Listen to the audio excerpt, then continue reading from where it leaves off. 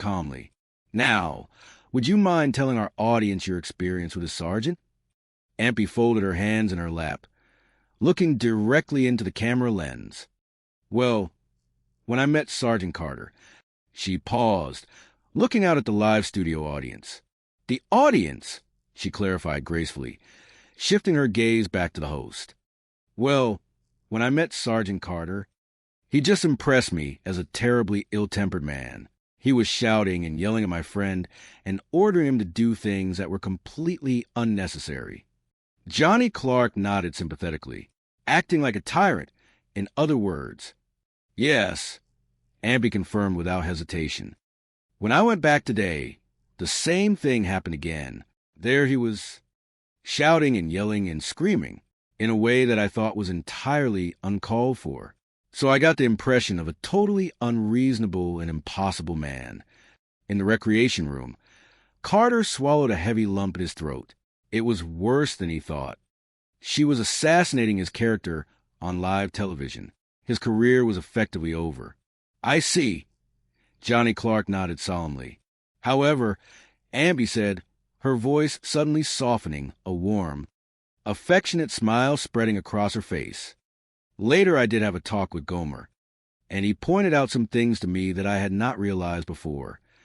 Carter opened his eyes, leaning forward slightly.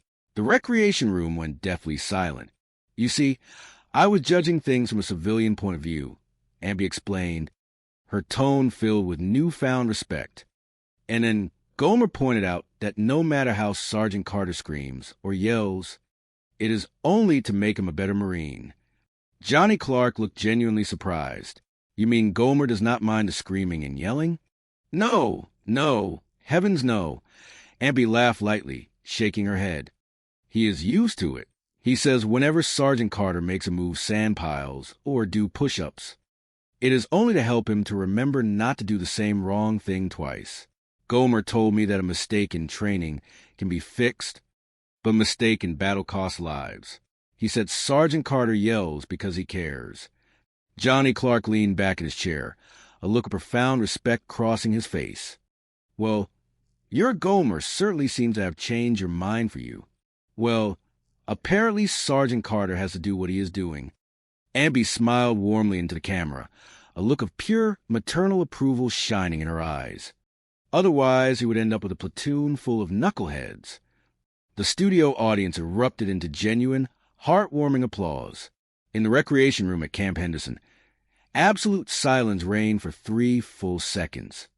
Then Corporal Boyle slammed his hand against Carter's shoulder with staggering force. "Hey, Sergeant." Boyle cheered, his face practically splitting with a massive grin. "She made a hero out of you." The entire room of Marines erupted into cheers and laughter. Turning to congratulate their bewildered, deeply relieved sergeant, Carter stood frozen, completely stunned, a slow, genuine smile finally breaking across his rugged face. He looked at the television screen, overwhelmed by an emotion he rarely allowed himself to feel. Gratitude. "Bless her heart," Carter whispered to himself, profoundly moved. He turned to Boyle, recovering his composure instantly. "I knew she would change her mind once she had a chance to think about it. Civilians have a lot to learn about the military." Boyle laughed, saluting his sergeant playfully. "Yes, sir." Carter turned to men, standing tall and proud, a true hero in their eyes. Thank you, sir." The next morning, the golden California sun washed over the base, carried with a profound sense of peace and rightness in the world. Corporal Boyle walked into the company office, carrying a fresh stack of paperwork. He smiled as he saw Sergeant Carter sitting behind his desk, looking more relaxed and content than he had in months. "Well, a new day, a new world, huh, Sergeant?" Boyle noted cheerfully, dropping the files onto the desk. "To think yesterday you were afraid of losing your stripes." Carter bristled slightly, his pride rearing its familiar head. "Afraid? I was not afraid." Boyle raised an eyebrow skeptically. "No." "Terrified," Carter admitted with a rare, self-deprecating chuckle. "But not afraid." Suddenly, a soft knock echoed from the open doorway. Sergeant Carter? Carter looked up to see Gomer standing in the doorway, dressed in his impeccable dress uniform, a wide, happy grin on his face. Standing next to him was Aunt Bee, looking radiant in a traveling suit, her purse over her arm, a small, brightly colored hat pinned perfectly to her hair. Carter stood up immediately, rushing around the desk with genuine enthusiasm. Bal? Hello, Miss Taylor. Hello, Sergeant Carter, Aunt Bee said, offering him a warm, friendly smile. Aunt Bee is fixing to leave, Gomer explained, gesturing to his beloved aunt. And she did not want to leave without saying goodbye to you. Carter stopped in front of her, clasping his hands together respectfully. Well, that is very nice of you, Miss Taylor. And by the way, I would like to thank you for what you said about me last night on television. You were real good, Carter continued, completely sincere. And you look great, too. You know, you're very photogenic on television. Aunt Bee blushed softly, clearly delighted by the gruff Marine's heartfelt compliment. Really? Oh, well, thank you very much. She adjusted the strap of her purse, a hint of sadness creeping into her voice. Well, anyway, my bus will be leaving shortly, and I wanted to say it has been a true pleasure to meet you, and I hope we will meet again sometime, Carter replied earnestly, extending his large, calloused hand. Aunt Bee took it, shaking it firmly. Likewise. She pulled her hand away, turning to leave, but as she turned, her sharp, domestic eyes caught sight of the large, industrial windows behind Carter's desk.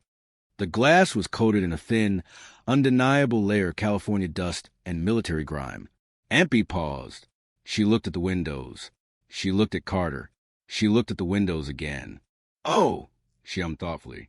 So this is where you do your work, Carter, completely oblivious to the danger, nodded proudly. Yeah, this is where the brain work is done. Boyle? Right, Sergeant. Boyle agreed, standing at attention. Aunt Bee walked slowly toward the glass, running a delicate finger along the dusty sill. Oh, when's the last time those windows were cleaned? Carter frowned, confused by the sudden change in subject. Why? What is the matter with them? Well, they look awfully grimy, Aunt Bee stated matter-of-factly. She checked her gold wristwatch. You know, I have got an hour and a half before my bus leaves. Carter's eyes went wide. The memory of the mop, the jacket, the utter chaos in the barracks came rushing back. But before he could formulate a protest, Gomer stepped forward, his face lighting up with helpful enthusiasm. Aunt Bee, do you want to get you some vinegar? Gomer asked brightly.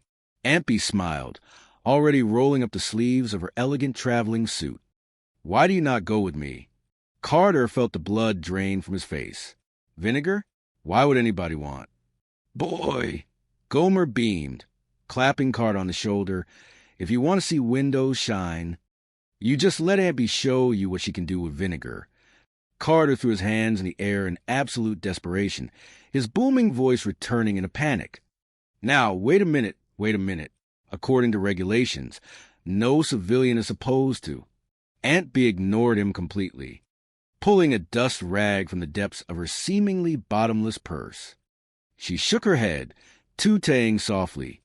You know, I do not understand why the Marines will not pay a few extra dollars and have a woman come in once or twice a week. Carter stared at her, utterly defeated. He looked at Gomer, who was grinning from ear to ear. He looked at Boyle, who was desperately trying not to laugh.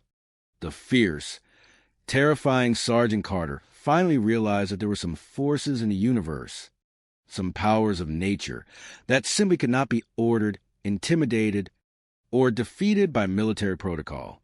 The unstoppable, loving force of a determined aunt with a bottle of vinegar was one of them. Run along, Gomer.